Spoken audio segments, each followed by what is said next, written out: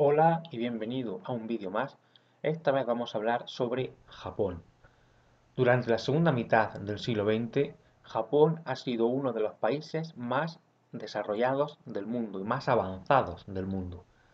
Si lo comparamos con otros países de Asia, hay una diferencia abismal.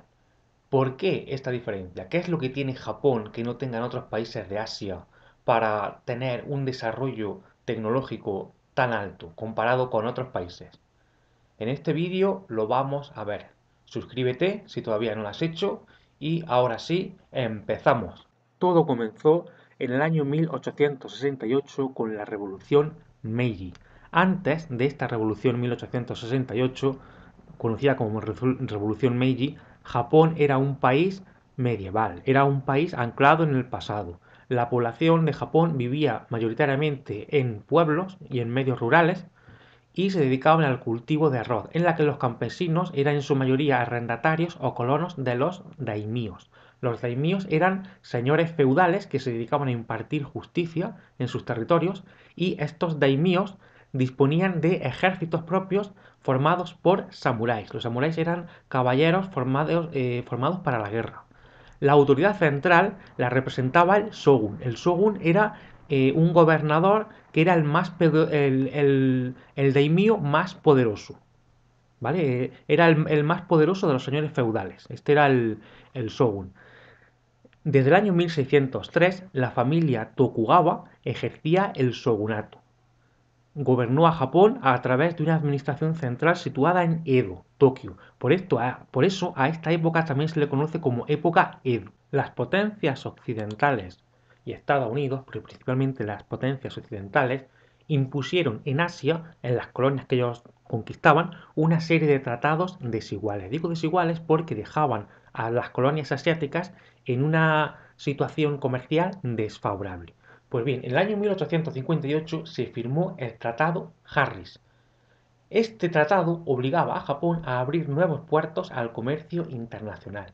En Asia se veían estos tratados desfavorables, como una humillación. Y concretamente este Tratado Harris del año 1858 hizo que en Japón se agudizaran las tensiones internas que ya había antes.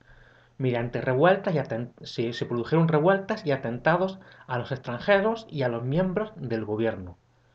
Así, entre el año 1860 y el año 1868 se fue fraguando un ambiente de revueltas que acabó con la dinastía Tokugawa. Como he dicho antes, la dinastía Tokugawa era el shogun y representaba al shogun, y el shogun era a su vez, por así decirlo, el mayor de los daimíos, de los señores feudales. Solo estaba por debajo del emperador. Con estas revueltas se pone fin al periodo Edo y comienza la restauración Meiji, que coloca al emperador como cabeza del nuevo estado y que adopta modelos legislativos e institucionales propios de Occidente.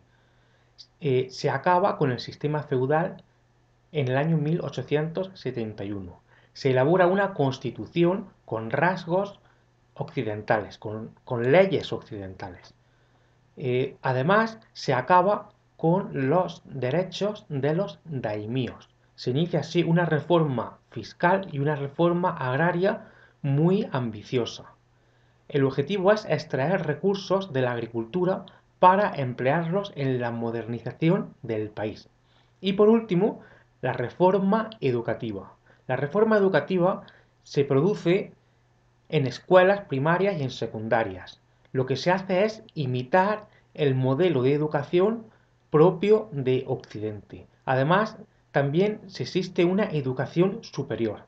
Este sistema tiende a establecer en los puestos principales a profesores formados en Occidente. Se cogía a los japoneses, se llevaban a Occidente para que estudiaran allí, la carrera allí, y luego después cuando volvían a Japón ocupaban su puesto de profesor, así como la contratación de técnicos y profesores occidentales para impartir clases en las universidades japonesas. Esto es muy importante. Japón empezó a abrirse al mundo, adoptó una constitución con leyes occidentales, imitó el sistema educativo propio de Occidente, contratando a profesores extranjeros, para que dieran clase allí a los japoneses y mandando a los alumnos japoneses al extranjero para que se formaran allí. ¿Vale? Esto es lo que hace la restauración Meiji, que rompe con la época Edo anterior, donde Japón era un país prácticamente hermético. Otro de los objetivos que Japón pretendía modernizar era el ejército. Se adoptó un sistema de reclutamiento que permitía movilizar a un importante contingente y una escalada de mando inspirada en el ejército prusiano, para aquel entonces el ejército alemán. Por último, el papel de la agricultura, como en cualquier proceso de industrialización, es muy importante. También se introdujeron mejoras que acabaran con los derechos de los daimios. Japón había comprendido que la única forma de no caer en manos extranjeras era imitando su sistema productivo. Así, varias misiones viajaron al extranjero en la década del año 1870 para copiar sus instituciones y tecnología, principalmente en armamento y construcción naval. Todas estas medidas hicieron que entre el año 1880 y el año 1900 Japón mejorara su productividad en un 30%. Así, para el año 1912, que es cuando termina la restauración Meiji, Japón ya había vivido su revolución industrial. En solo 50 años, aproximadamente unos 50 años. Europa tardó 300 años. El crecimiento industrial que experimentó Japón se basó en un modelo intensivo en trabajo y mostró un carácter dualista. Digo dualista porque, por un lado, se mantenía un extenso sector de pequeñas empresas relacionadas con bienes de consumo y, por el otro lado, se incrementaba el papel de grandes conglomerados industriales, llamados Taibatsu. Esos grandes conglomerados industriales, los Taibatsu, disponían de otras empresas, eran conglomerados de varias empresas donde hacían de todo, incluso disponían de bancos para poder autofinanciarse.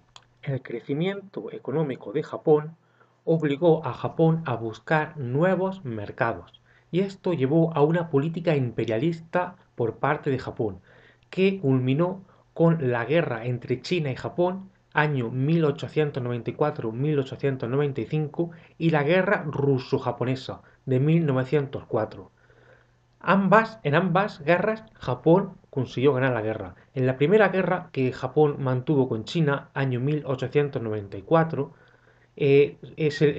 Taiwán consiguió independizarse.